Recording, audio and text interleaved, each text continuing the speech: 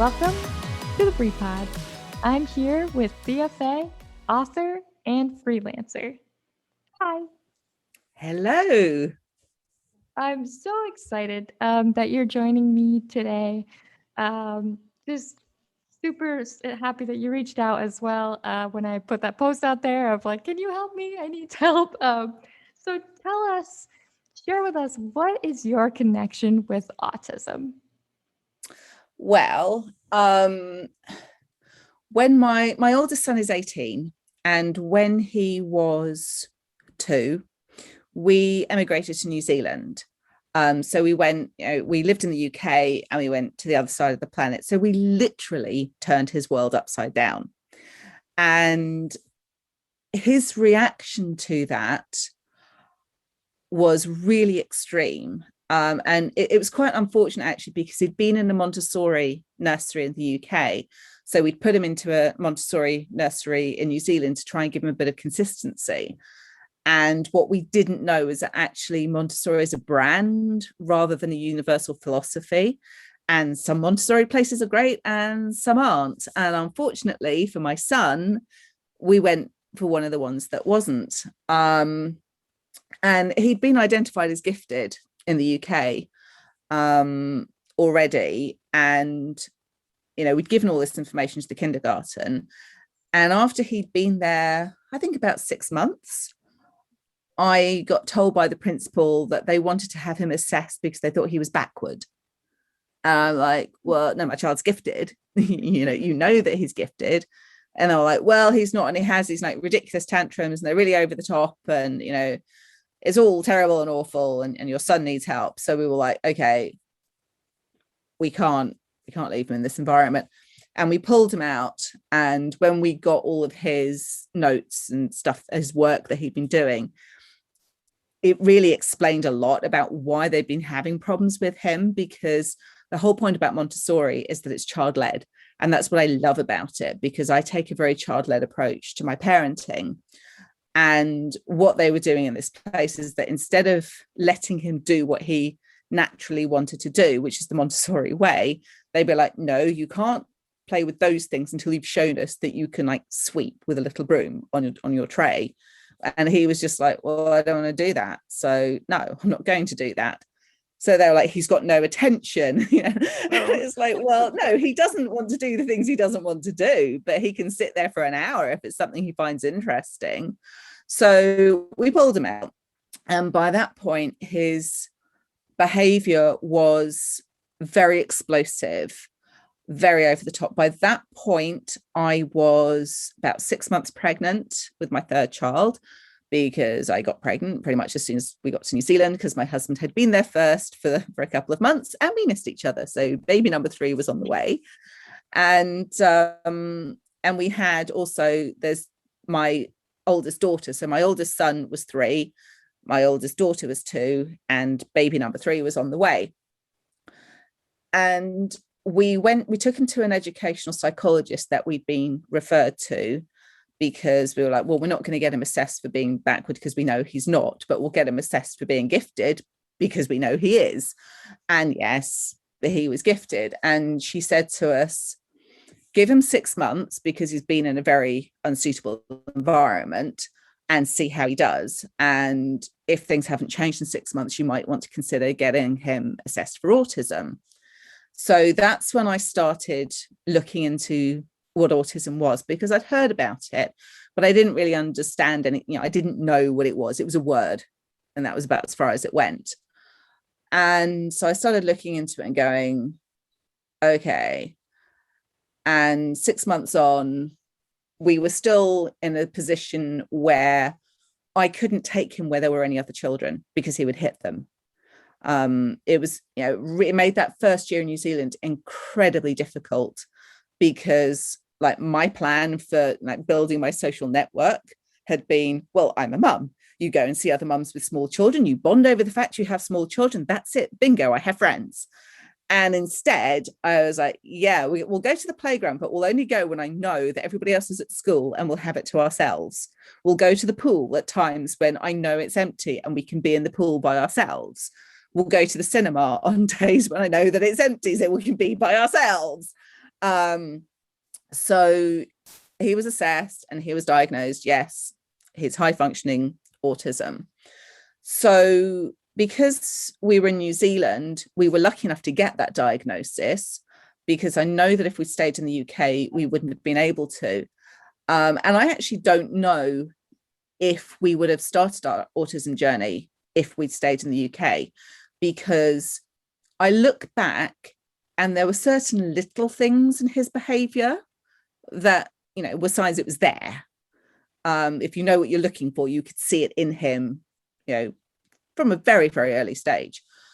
But because we planned on home educating anyway, his behaviors never would have been problematic enough to need diagnosing, or, you know, it would have just been, well, you know, he's just being a boy, that just is what it is. And we might not have got him diagnosed at all, or if we had, it probably wouldn't have been until he was relatively old.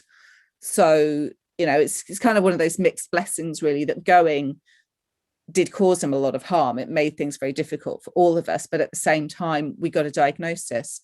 And because we had that diagnosis in New Zealand, they give you a lot of support in the early years.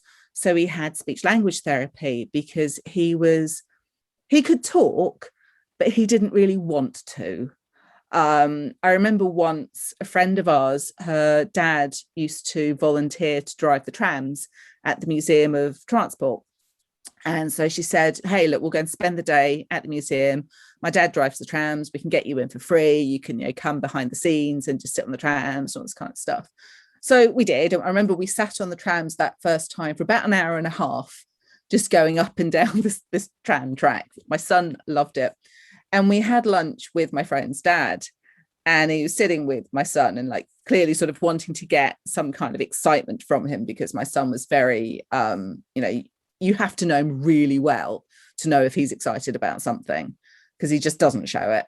Even now at 18, he doesn't show if he's excited about stuff.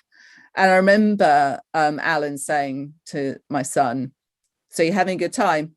Yep. Do you like the trams? Yep. You don't say much, do you? Nope. You know, he was like, I don't talk unless I've got something I want to say. But the speech language therapist was really good because she helped with his communication. And by that point, it was also clear that there were issues with my oldest daughter that were completely different issues, but again, there was something not quite right there. So with her, she was diagnosed as being on the spectrum when she was 2. And the pediatrician who diagnosed her said to me, autism isn't quite the right fit, but yes, there's definitely something here. So I will give you the label so you can access support and we'll figure it out later, because it's clear that she does need some intervention. And she was subsequently diagnosed as being dyspraxic when she was 4. And then later it became clear she was dyslexic. She was formally diagnosed dyslexic when she was 12. We're now absolutely convinced she also has dysgraphia and dyscalculia. Like, she has like a gazillion learning disabilities, but she's also, it's the way that she talks about it, it's hilarious. She says that she imagines herself before she was born, like sort of with the person that decides what life you're going to have in your next life. And her saying to like the person, you know, right, I want to be really creative. Okay, we can make you creative, but you're going to have to be autistic. That's fine. I want to be more creative. Okay, we're going to have to give you dyslexia then to counter it out. Yes, more creative. And like actively going, no, give all my stuff to the creative side, and I'll take the disabilities. I don't care. And it actually makes perfect sense if you know her. It completely explains everything. So I had 2 children diagnosed. And when my 3rd child was born, my oldest had actually been a very straightforward baby, very easy to care for baby. But when we'd gone to New Zealand, had become incredibly hard work.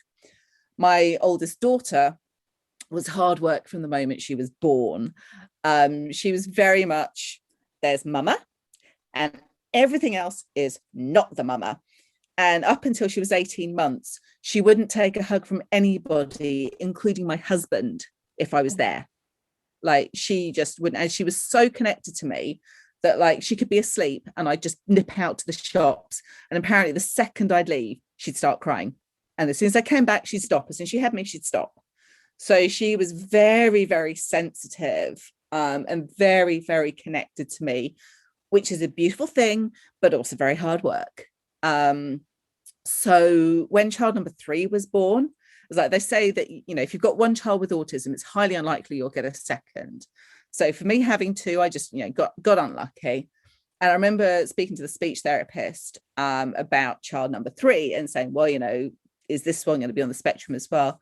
And she was just like, no, she's fine. She's got good eye contact. And that's, you know, and she's starting to babble and stuff. She's fine. Yeah. Child number 3 was an angel until she was 18 months. She then hit her terrible 2s and is only just starting to come out of them now. She's 14. Wow. So Skylar is a force of nature. There is a specific subset of autism called oppositional defiance disorder. Skylar is a textbook example of that. She's, you know, she's got a soft, gooey center. She's actually very, very sensitive, but dear gods, you would not know it to actually speak to her or be around her. Love her to bits. She's going to take over the world one day, but very, very, very, very definitely on the spectrum. But that, you know, that didn't become clear until she was older, and just, she did not grow out of this, the terrible 2s stage. It just kept going. So yeah, if there was anybody that was just not going to do what they're told, it would be Skylar. If you told Skylar not to do something, she would do it. You know, Skylar loves, she's even said once, like, a direct Skylar quote, I like being naughty because it's fun. And like, to sum her up, like, there was one time I went to, I can't remember where I'd gone. I was only away, I think, for a day maybe, and my husband was in charge. Now, you know, I was full-time parent for years and years and years before I started writing. So the children were used to me being there all the time. So from one perspective, me going away for the day, of course, something was going to go wrong. But Skylar decided she was going to hide. And she was going to hide so successfully that my husband actually rang the police because he couldn't find her. I think she was about 4 or 5 at the time. She was not old, and she was always really tiny for her age as well. So he rang the police, and so they started looking for her.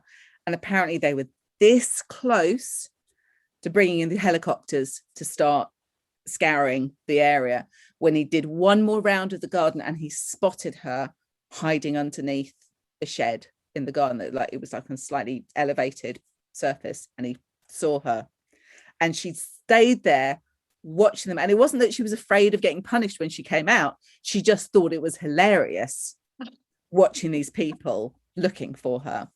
So that was child number 3, who doesn't have a diagnosis, because for a child who loves chaos and disorder, she wants to go into the army. You know, she's considering it, which is, we're all like, yeah, I can't see that happening. But we're respecting her wanting to keep her options open. But we all know that if we wanted a diagnosis for Skylar, we would get a diagnosis for her. So I had these 3 children on the spectrum where I didn't know that they were on the spectrum. Like, when I was pregnant with number 4, I actually didn't know. So I ended up with 4 children without actually realizing that I had all these, you know, autistic beings in my life. And so then child number 4 was born, and she's my blonde-haired, grey-eyed child. All my others have my color, and they're all, you know, dark hair, dark eyes. But she's blonde, these gorgeous big grey eyes, left-handed where all the others are right-handed. We joke she's our genetic throwback. She's our 1 in 4 chance of having the blonde. And she's the polar opposite of Skylar.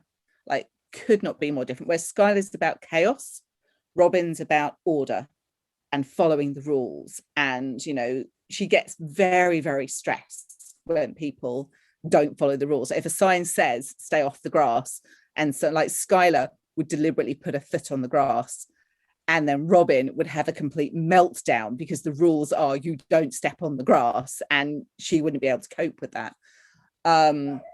So from a parenting perspective, she was awesome because she didn't have a terrible twos phase. She toilet trained herself. Like all the others have been nightmares. She did it herself. And she spoke very early. She was walking very early and very, very compliant. So like, great, we've got one that's fine.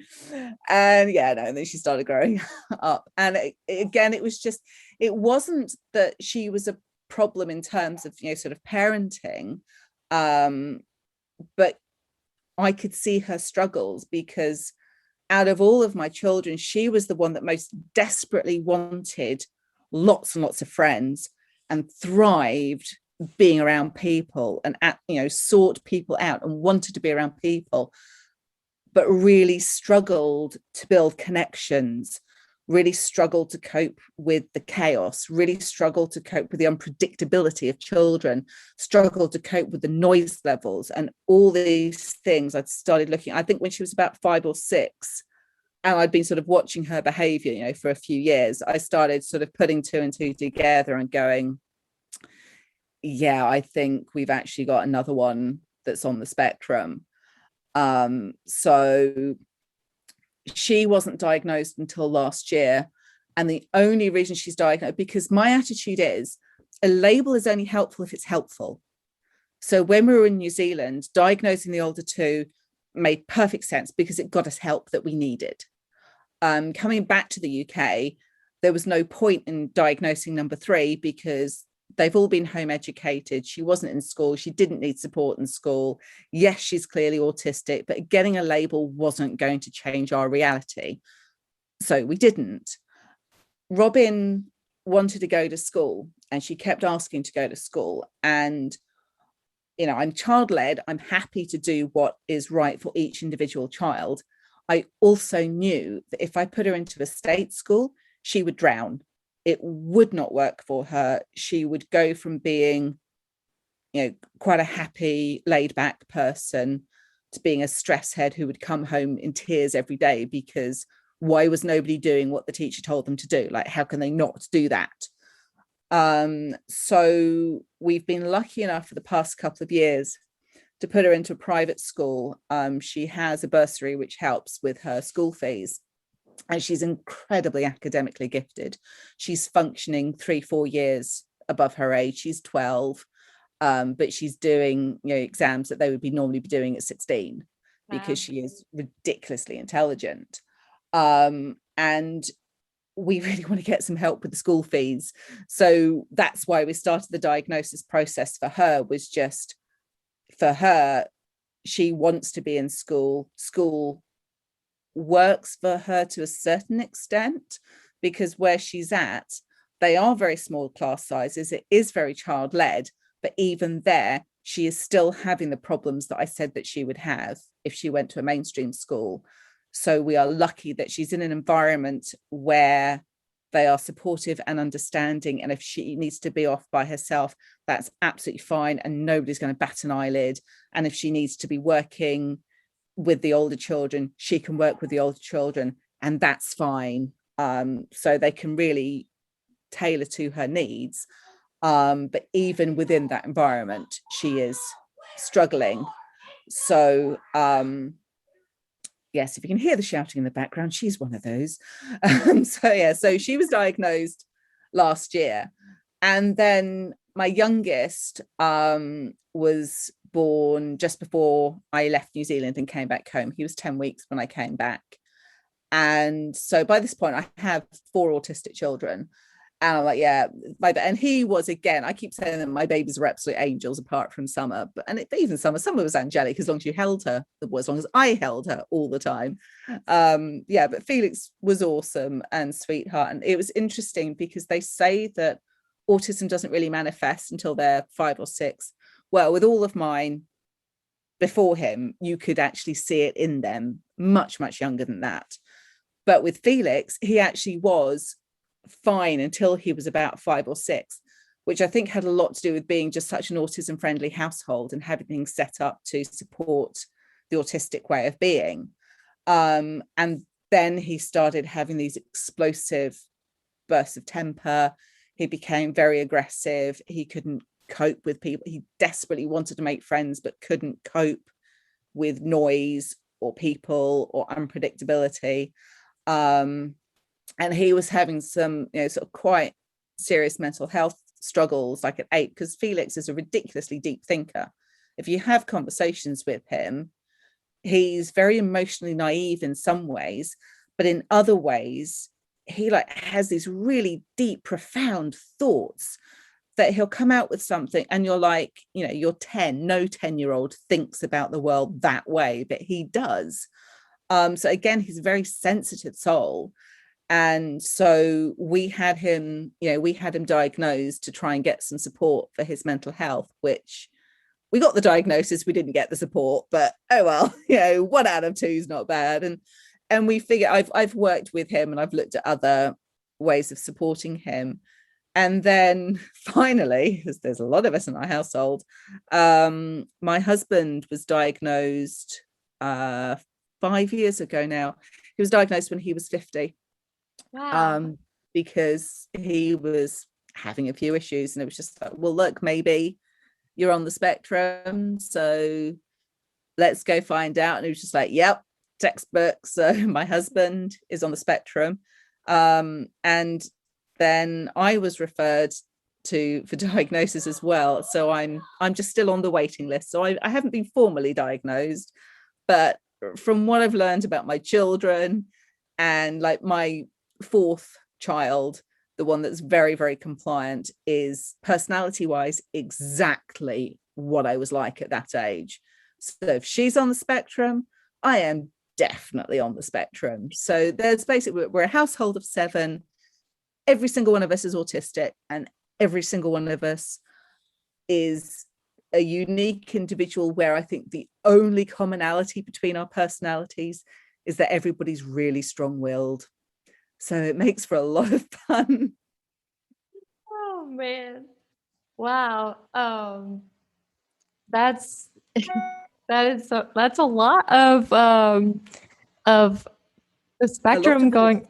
Yeah, Yeah, like a lot of autism. you have the whole spectrum in the house there, but it's cool. It's a beautiful thing too, because like you, one of the misconceptions you actually mentioned before we got into that question is that that people think it's the same. Like everybody that has autism has the same exact symptoms and signs and personality. And I'm glad that you pointed that out with your kids. Like you could hear that each one is on the spectrum, but they're not the same. Like they have the different personalities with that. And I wanted to, I guess, ask more with what are more misconceptions you see, especially since you have a lot of knowledge base with the 7 of you. What are other misconceptions that you see with autism? Well, I mean, I can tell you there's a couple of things that used to really annoy me when my children were younger. And one would be when you'd mention that your children were on the spectrum, you get the response, well, we're all a little bit on the spectrum. Oh, and it's like, yeah, no. There is a reason why it is called a disability and not just a personality trait. Because I mean, the way that I describe it is that there isn't anything in autism that isn't in the human condition. Yes, there is nothing in an autistic person's behavior that somebody else might not have a similar personality trait or behavioral thing. So for example, stimming, which is like sort of repetitive body movements for self-soothing, a neurotypical person might have a little physical thing that they do that they find calming when they're under stress. Maybe they'll focus on their breath, but that's not quite the same sort of as an involuntary flapping of the hands or rocking backwards and forwards and not being able to stop. Same as a tantrum versus a meltdown. On the surface they look the same, but the actual underlying mechanism is very, very different. So a child having a tantrum can be reasoned out of it. They can be bribed out of it. They can be ignored out of it. An autistic meltdown cannot be stopped. It just has to be allowed to run its course. And it's going to be triggered by something that is very, very logical to that autistic person, but can seem like it comes out of nowhere to a neurotypical person or somebody who doesn't know that autistic child well. So, for example, with my oldest, he was very aggressive. He would hit a lot. So, we just didn't go to anywhere where there were other children when we were trying to work on that and actually get him to be okay about being other people without hitting them. But I could be out with him and I could be, which I would, I always like to give my children space. I'm not a parent. I will let my children go off in the playground by themselves and, climb. But I would always have half an eye on him. And I could always spot when he was about to hit somebody. I could always see it building up so I could intervene before it actually happened. Somebody else watching that same situation would say it came out of nowhere. It was unprovoked. And that is actually not true. And it's the same with my youngest child, who didn't display that kind of behavior until he was quite a lot older. But we go to a home education camp every year when there isn't a pandemic. And he would go there and he loves the camp and he loves being around people. But there, you have a broad range of people there, and some of them aren't as nice. And there would be some children who would spot that Felix is a great person to wind up because his meltdowns are very, very amusing if you are the kind of person who gets pleasure out of watching somebody else screech and scream and be completely out of control. And unfortunately, some children do love that. And what would happen to Felix is that somebody else would wind him up and he would retain enough common sense to know that if I hit that person, they're bigger than me and I'll get hurt. So he would look for the nearest smaller person and hit them because he needed to get it out somehow, but he didn't want to be hurt any more than he already was. And so, I would get irate parents coming to me saying, your child, because I think he was okay. And then no, and they go, your child is beating up my toddler. Your child is bullying my toddler. And it's like, no, he's not a bully. He's actually one of the sweetest person you would want to meet. And it isn't personal to your child. It is really unfortunate that your child is the one who just happened to be there. But it's actually because he is being bullied himself. And he needs to release that tension because he feels like he's going to explode. And right now, the only way he knows how to get that out is with his fists, which is something that we've done a lot of work together to find healthier ways of letting that frustration out. But again, with a neurotypical child, you can reason them out of that. You can teach them a better way much faster and more effectively. And you'd get people going, what's the punishment for your child having done something? It's like, well, he's autistic. Punishment is not going to make any logical sense to them if an hour after something's happened, because that's the first time you find out about it, somebody says to you, your child has done that, so what consequences are you going to do? Well, it's like, if it's not at the time, it's a little bit like training a puppy. If you don't, not that I'm saying that my children are feral animals, but if you don't, do something about the negative behavior at the time that it is happening, there is no logical connection. So my later, taking a favorite toy away because you hit that kid this morning, that's not going to stop him hitting that kid the next day if he's in a similar situation. Whereas with a neurotypical child, you can say to them, well, you did that, so this is going to happen. And they'll go, oh, okay. They might grump about it. They might, do the same thing the next day out of spite. But they'll be able to make those connections, where with an autistic person, like with Seth, what we would need to do with him was, if he hit somebody, immediately remove him from the situation. At kindergarten, he had one-on-one support, and he had this specific spot that he would be sat on. If he hit somebody, he was immediately removed from whatever it was they were doing, and he would sit in that spot. And it got him to a space where he could recognize that if he hit, he was going to be removed from whatever fun stuff was going on. So he got to a point where he could actually remove himself. He got to a point, and that was one of the things as well with my autistic children, is that, you know, people think that autistic people aren't particularly self-aware. My experience is that they are some of the most self-aware people you could ever possibly meet. And where you have some who behave in sort of a way that isn't considered to be societally acceptable, you know, maybe they're rude, you know, that they're abrupt or they're sarcastic or whatever, it's because they have actually made a logical choice that it actually doesn't benefit them to behave in a different way, therefore they don't need to. So with Seth, he became a lot more emotionally aware of his triggers at a very, very early age, because he was being taught to be aware of when you feel yourself getting wound up, you remove yourself from that situation and calm yourself down. And he actually has, you know, became very, very good at doing that at a much more sophisticated level than other children his same age. And that's one of the things I think with autistic people, is that innate sense of personal logic.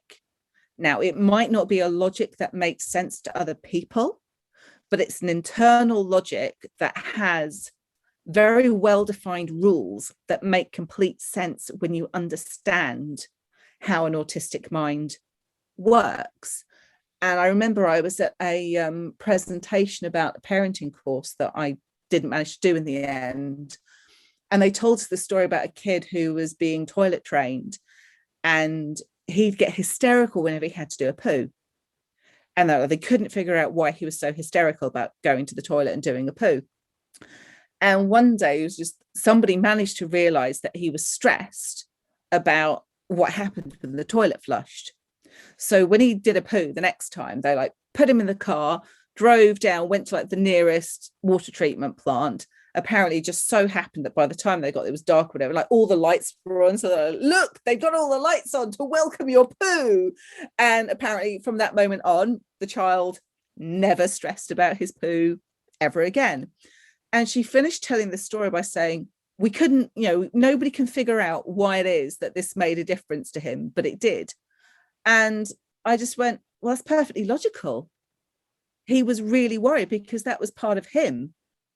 And he was just like stressed about what happened to that thing that had been inside him that was part of him. He wanted to make sure it was being looked after. And now he knows it's being looked after. He's not worrying anymore. But that to me was obvious and logical. And yet, you know, these experts, neurotypical experts, hadn't been able to figure it out. And I think that was possibly sort of one of the earliest times when I began to start realizing that, I mean, I've always known I think differently to other people, but where I began to start thinking, oh, I'm probably on the spectrum as well, was because I remember looking at the other parents on this course, and they were completely just distraught. You could tell these were people that couldn't connect with their children, didn't have a clue how to connect with their children, found it incredibly difficult. Whereas for me, although my son's behavior was incredibly challenging and made it very difficult because I couldn't make friends, I'm in a new foreign country and don't know anybody, and I can't get to know anybody. At the same time, I understood where he was coming from. I knew why things made sense to him because they made sense to me. So it was like, well, my brain works the way that my children's brain works, and it's logical. And what quite often happens, particularly in autistic females, is that we start off behind everybody else in terms of our understanding of how social mores work, because we don't pick it up by osmosis. So whereas a neurotypical child will naturally go through all the stages of development of play and how they learn to play, and you can predict roughly when a neurotypical child is going to gain a new social skill, because that's how the process works. With an autistic person, what we do is we learn the rules. We observe other people's behavior and we go, oh, when I do X, Y happens. And you build up this bank of information, and it's obviously incredibly complex, but you gradually learn the consequences of everything that you do. So you can actually predict much more effectively how people are going to react to whatever it is that you do, which then eventually results in you having a much better understanding of how people tick than a neurotypical person, because a neurotypical person can't explain the rules of engagement to you. They just know how they work. They know what the right thing is to do, but they can't explain why. An autistic person can explain why, and they can also tell you why it is they do or don't follow that rule, because they'll have made a conscious decision whether that rule makes sense to them or not, or whether it's worth following. And my youngest daughter has frequently said to me that I am the kindest person that she knows. And my response to that has always been, well, you just don't know enough people, my child. But I have also said to her that it's actually a conscious choice, because I don't feel like I'm an innately kind person. You know, I can actually be incredibly cruel, but I have over the years observed that being cruel to somebody does not serve me. It doesn't make me happy. It doesn't solve problems. It doesn't improve relationships or communications. Kindness does. So it is just, it's the logical choice to be kind. And that's not to say it's not sincere, because it's completely sincere and it's completely genuine and it's completely, you know, who I am. But it also is a choice of, well, if in a situation I can, you know, if a child has an accident, I can have a go at them for it, or I can pick them up, give them a hug, say, hey, accidents happen. What can we do to make sure that it doesn't happen again?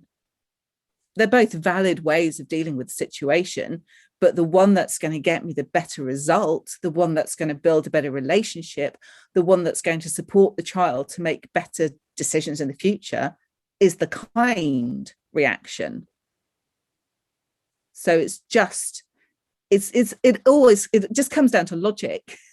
But, you know, and which I think as well, and again, that's another misconception, is it makes it sound like autistic people aren't, you know, they're not emotional, or, you know, they don't feel compassion, or, you know, they have like a bit missing.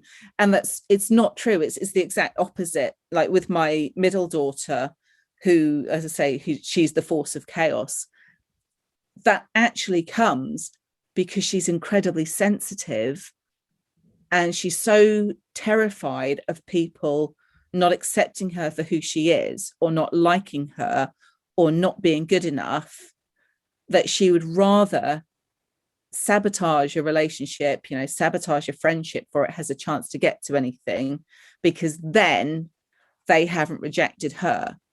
And I've said to her before about, you know, why is it that you are so loud? And she's like, well, actually, I can't stand noise. So I'm really loud because I'm hoping that other people will realize how unpleasant it is to be around somebody really noisy and up.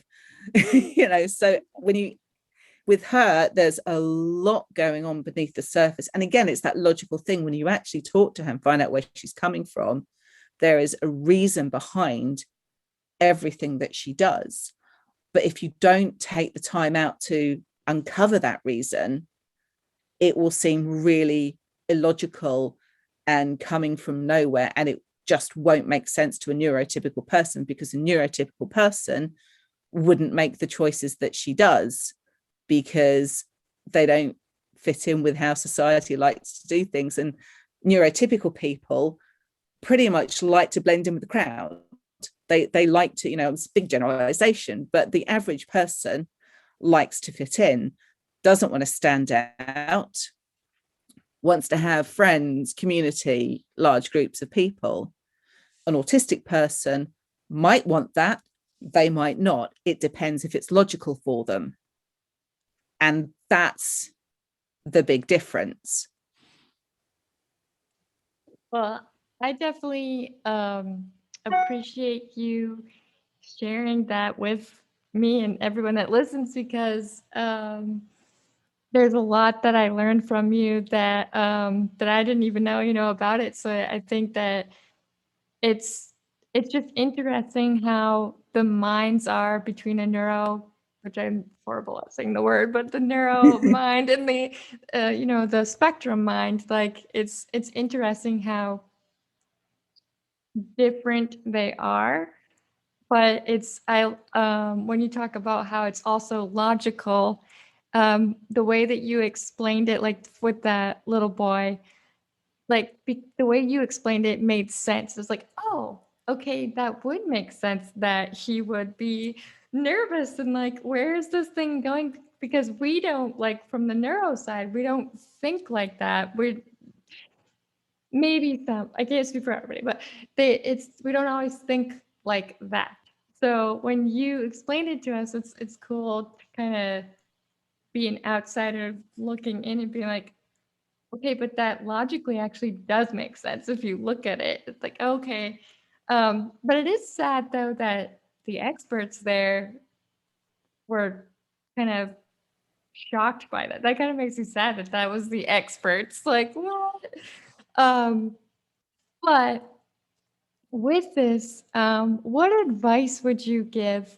Um, I'd say for other parents and other people that are that are on the spectrum, and then also maybe advice on, like, for us neuro people, like with understanding, or if does that make sense?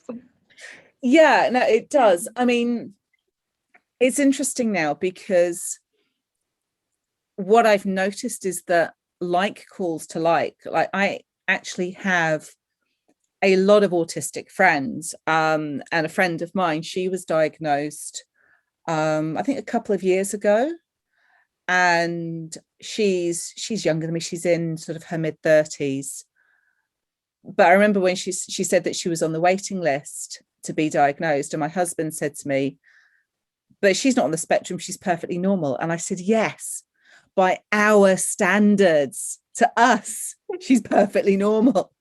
She's on the spectrum, dear. She is like us.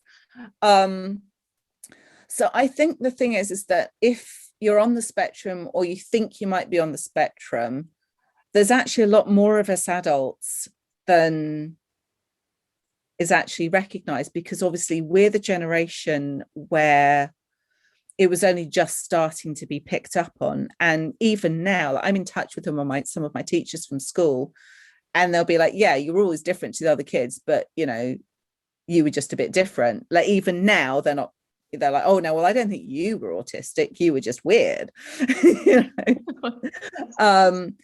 But I think also as well is that it is manifesting more severely in like the next generation. So like my oldest son is definitely more autistic than my husband or myself. Not to an extent that he won't be able to live independently, because he completely will, but out of all of us, he's the one that's got like the largest dose of autism. If yeah, these are words. This is the problem. It's all words, because like in theory, we're all high functioning, but there's a reason why they're actually doing away with the term high functioning autism, because really that label's useful for society, because what it means is we can function within society without causing anybody else too much trouble. That doesn't mean that we're not struggling. And there are certain things that I really struggle with that, as an adult, they don't impact on my life, because I can make choices that mean that I can avoid situations that are difficult for me, or I can do things that really benefit me. Like one of the things that the pandemic has shown me is that actually I love interaction with other people way more than I ever thought I did. And people say that, autistic children, they don't need friends, they don't care, that they'll struggle to make friends, but it'll be okay because they won't care about it. And I was told that about my oldest, that he'd struggle, but he wouldn't care. That turned out not to be true. And actually, yes, he does care, but no, he hasn't struggled. So, it's all worked out. But yeah, if you're on the spectrum, or you think you are, look around, because the chances are very high that you actually already know other people on the spectrum, or if they're not on the spectrum, they'll be neurodiverse in some other way, because that's a really, really common thing, that just neurodiverse people who aren't slap bang in the middle of the bell curve, those of us who are at the edges, we naturally gravitate towards each other. And there's a lot more support out there than just even a couple of years ago, as people are getting diagnosed, as people are becoming aware, as people are going, oh, this is the reason why I never could make friends, or this is the reason why I've always struggled, or this is the reason why I've always loved this really obscure thing. I went to Oxford, and I'm still in touch with one of the people who was the porter. She worked in reception there, and she said to me she's convinced that the majority of people at Oxford are on the spectrum, because it's that obsessive way of thinking that makes us really, really dig deep into a subject, that gives you that academic excellence. And this again, we're talking about 20 years ago, and she was saying that she thought that the majority of people then were there. So we're lucky enough to be in a position where more of us are able to stick our hand up and go, yeah, actually, this is me. You read, it's particularly hard for women to get diagnosis, because it does manifest differently in women, but there's starting to be more resources out there. You read resources about adult women autism, and you'll go, tick, tick, tick, yeah, that's me. And once you've got that, it's up to you whether you want to go for the validation of a diagnosis or not. Because I wasn't going to, this is one of those wonderful twists of irony in the NHS for you. I have PTSD, and I got referred for EMDR, which is a treatment for PTSD. And when I was put on the waiting list for that, the woman who referred me said, I'll also put you on the waiting list for an autism diagnosis, because just in speaking to you, you clearly have autistic traits. And I don't know if EMDR will work on the autistic brain. So it'd be helpful to know if you're autistic. And the waiting list for autism is a year. Waiting list for EMDR is 18 months. You should be diagnosed before EMDR starts. Well, that was 2 years ago. I've been through my EMDR and the support from there, and I'm still waiting for a diagnosis. So I keep meaning to phone and chasing up. But now I'm kind of like, well, the reason for having it isn't there anymore, because it was all about seeing what therapy would work best for me. And turns out, yeah, EMDR doesn't work particularly well on me, because I do have a weird brain that doesn't work the way that most people's do. But, that's okay. We did other things instead. So, I come back to what I said earlier, which is labels are useful if they're useful. If it is useful to you to have that label, to look at those resources, to get that support, to build those networks, to get those connections, do it. If it's not, don't worry about it, because it's not going to change your reality. You are who you are. We're all just who we are. So in terms of neurotypical people, I've been really blessed in that the friends that I have who are neurotypical, I just seem to attract lovely people. So I'm very, very lucky, because my friends who are very clearly, normal people, whatever that means, are just really lovely sweethearts, and they're very inclusive. They're very understanding. And I think just, if you think that your child, I think I actually, my biggest thing would be to other parents of autistic children, because particularly when you get that first diagnosis, it can be a really scary thing because you don't know what your child's future is going to be like. You don't know how they're going to cope. You don't know how you're going to cope. There are all these, unknowns. And what I found worked best, just both from my experiences and just looking at the experiences of the other autistic parents that I know, is not to be afraid to be guided by your child. So for us, we home educated. We were planning on home educating anyway. And then when it became clear that our children were not suited to a school environment, what was a choice became a necessity. But we were lucky because that's what we were doing anyway. But I go to the youth club my oldest son went to. It was an autism youth club. And like other children there would come up to me and go, "Oh, Seth's home educated. Will you home educate me?" And I'd be like, "Yeah, no, can't do that. Sorry, dude." And you'd hear them say, "Well, yeah, and I've really struggled with school, but we've got a good school now." While their parents are in the other room talking about how hard it is to cope with their child. And I remember sitting with the parents at the youth club while the children were off, doing the do. And their worlds revolved around autism, and mine didn't. Mine happened to be just part of our makeup, but not the most important part, because we didn't do the things that didn't work for our children. I didn't force them to do activities that didn't suit them. We tried things. Sometimes they worked, sometimes they didn't. But I never forced my children to be something that they weren't, or got disappointed with them, because like my oldest, I couldn't wait to start going to the theatre with my children. I love the theatre. I wanted to take my oldest to pantomimes and musicals and plays. No, he hates them. He can't cope. It's too noisy. It's just too overwhelming. And part of me is really sad because he doesn't love the things that I love, but that is also part of parenting, that the children you get are not necessarily the children you dreamed of. And you might not share interests. And that's okay, because if he doesn't like going to the theatre, he likes other things. He gets equal pleasure out of different things. So it's not a case of he can't ever be happy or he can't ever have friends. He just likes different things to me. And that's true with any parent-child relationship. But I just would really, really, really be guided by your child.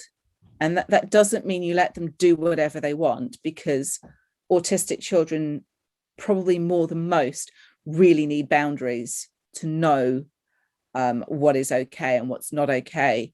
But if you establish those boundaries with love and you communicate with your child in whatever way is most effective for your child, and you make the best possible choices that you can, because I know that home education is a privilege that not everybody can afford. I get that. But for us, it completely saved us, because if we had to put them into school, I couldn't have worked anyway, because I would have had a phone call every other day about at least one of the children. So no employer is going to keep me on when I'm having to go down to the school to deal with my children anyway. But yeah, so it's kind of accepting that you can't do some things, but just because you can't do some things doesn't mean that you can't do all the things. And there's actually a world of cool stuff out there. And now my oldest is 18. He has a ton of good friends. He actually hates using his autism for anything. I've always been like, Seth, get support at college, get this help. And he's like, I don't want it. God, I wish he'd stop waving the autism flag. He genuinely is like, no, I don't want to use it. It's not important to me. It doesn't make any difference to me. I can see where it does affect him, but I also respect that he just wants to be treated like any other person. And he is. And he's doing an animation course. He's planning on going to university to do animation, and he's going to be amazing. My oldest daughter is at art college. She's studying art because it's the one thing she's been, like I say, she traded all those disabilities for the art. But she's planning on going to university. She wants to be a comic book artist, and there are comic book degrees. So she already knows which university she wants to go to. She's going to go and study making comic books, learning about how to make it in the industry. And she's the most ridiculously sensible 16-year-old you will meet in your life. She has asked for a Hoover for her next birthday because she's going to university. She's a neat freak and she wants a Hoover to take with her to university. So that's my 16-year-old. I love that. But yeah, it's just about accepting the child that you have, knowing that they are amazingly awesome. And if you are experiencing challenging behaviors, there's going to be a logical reason for it. And it might not be obvious to you. You might struggle to figure out at first. But if you can step back, remove emotion from the relationship, then you'll be able to see where it's coming from and then build from there. Because, you know, my son wasn't completely nonverbal, but he didn't really speak an awful lot until he was about 5. And instead we had all this aggression to deal with. But we found out why that was and we worked with it. You know, we didn't beat it out of him. We channeled it in a different direction. So whatever you're experiencing, you're not alone. Reach out to other people, see what's worked for others and see what will work with your child. Because ultimately, you know, an autistic person is still a person. It's still all part of the human experience. So it's just about just having that sort of, you know, I have an old hippie soul, but it is about having that just, you know, tolerance, love and acceptance. And I think if you just give that, you can't really go much wrong. I really appreciate you speaking with me and sharing all of this. I think it's so helpful in all ways for those that have their family members that are on the spectrum, for people that do not. Like it's in always a learning thing, and I really do appreciate you coming on and sharing that with me and everybody that's listening. Um, and I also wanted to talk about how you yourself, you're actually an author as well. Yes. So tell us a little bit about that. Well, you know, I'm like a lot of writers. I've been writing all my life, and like sort of one of my life goals was to become a published author.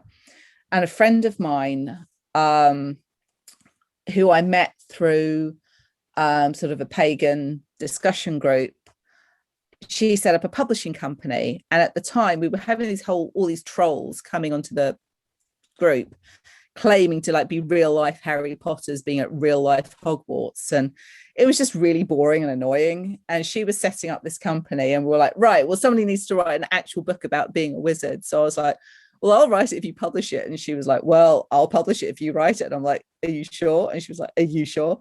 So I wrote this. It was very tongue-in-cheek, to be fair. It's not the same book that I would write now if I was to rewrite it. But there is also a lot of good stuff of it. And funny enough, actually, a couple of weeks ago, I actually had a private message from somebody who'd tracked me down on Facebook and wanted to let me know how much he'd appreciated the book. And it's like, it's a book that's now out of print. You know, she pulled it once she got more serious books on her shelves. But, you know, there's a lot of good stuff in there. And somebody, you know, reached out and said, like, I found it really valuable and really helpful. So that was like the first book that I ever wrote. And then while I had 3 children at the time, I didn't realize I was going to have 2 more quite soon after that. But I was looking for something to do that was, I could work around the children and bring in a bit of money. And I ended up setting up a publishing company, which I ran for a few years before I sold it. Because when I set it up, I wasn't expecting to have 2 more children and then returning to the UK by myself while my husband stayed back in New Zealand for 9 months and all that kind of stuff. So it was like, well, yeah, no. So I still, you know, wanted to bring in some money. So I started getting into freelance writing. And from there, then, you know, Amazon launched its self-publishing arm and stuff. And I had a few books published by a traditional publisher which was a small independent press, which they've now shut down because the woman running it had a baby and they didn't want to do it anymore. So I started writing books about spiritual subjects that, I see that there is a need for things, because one of the things that I find most frustrating about sort of a lot of modern alternative spirituality systems is that a lot of it is derived from Wicca, which is an initiatory system at its core.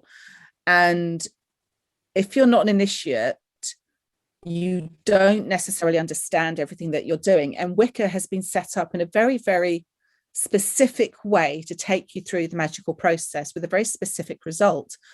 And when you take out pieces from that sort of wholesale without understanding their purpose and their effect, it can actually be quite dangerous. And what's even more frustrating, I find, is that it's not necessary, because there are actually other more effective ways that people can achieve the same purpose in a safer way that makes more sense for people working solitary, just wanting to build those connections.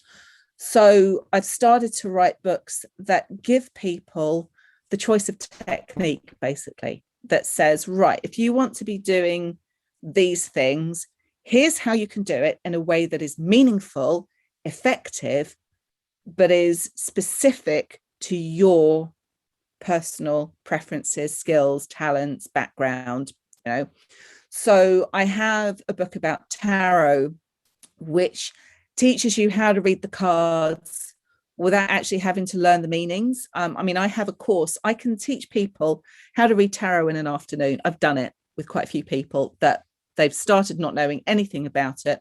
And by the end of the afternoon, they can do fluent readings for other people, say what all the cards mean, just because of the way that I teach. So I have a book that sort of accompanies that process, so people can develop their own relationship with the cards, because you get better readings when you're using your interpretations rather than somebody else's. I have a book about meditation. I'm just about to qualify as a chakra dance meditation teacher, which I'm really excited about because that's this week.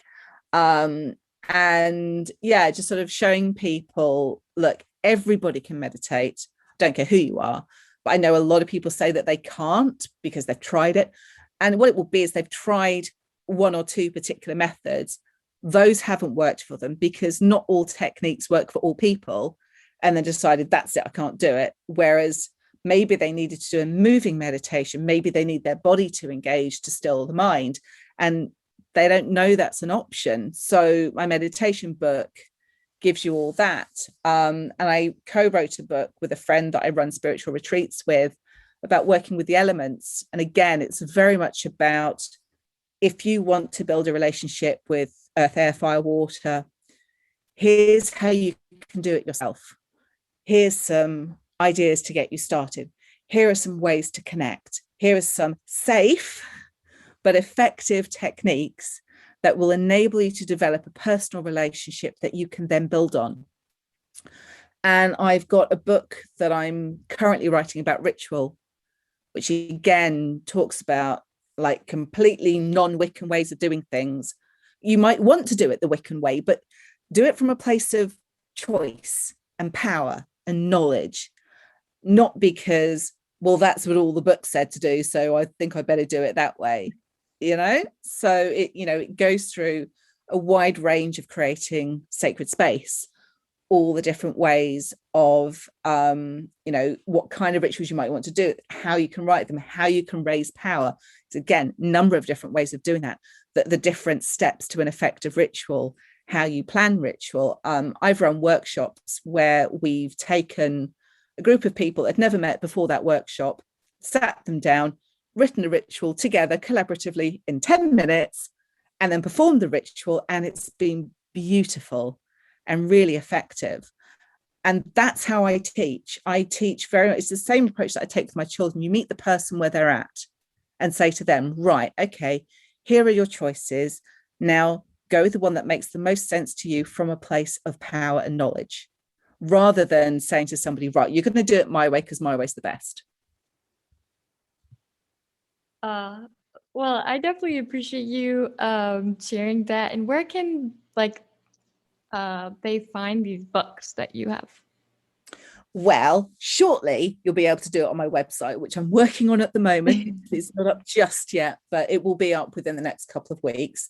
But otherwise, if you search for Thea Faye, it's Faye on Amazon, then you'll find my author page. The tarot book is called How to Read Tarot Without Memorizing Meanings. So if you do a search for that, that will come up as well. And then you can, click on my author page and stuff. And people can look me up on Facebook as well. I'm always happy to friend new people and build network and talk about anything. I'll talk about autism, I'll talk about spirituality, I'll talk about whatever people want to talk about because it's cool. So people can get in touch however works for them. Oh, thank you so much for sharing that. And I just love your personality. I think you're so much fun and so knowledgeable. Like you have so much that really is, thank you so much. I really do appreciate it. So we were talking before we started recording that I do a affirmation section of the podcast. So basically, what I have people do that are listening, even if you want to partake as well, you pick a number between 1 and 3, and you pick this number before I read the affirmations because I try to give it like that fake kind of thing, like you have your number and then here's this faded affirmation that came with that. So um, for those of you that resonate with number 1, your affirmation is I create a safe and secure space for myself wherever I am. For those of you that chose number 2, your affirmation is I give myself permission to do what is right for me. And for those of you that chose number 3, your affirmation is I give myself space to grow and learn. And with that, you are loved, you are worthy, you are blessed, and I am proud of you. Until next time on the Brie Pod. Bye.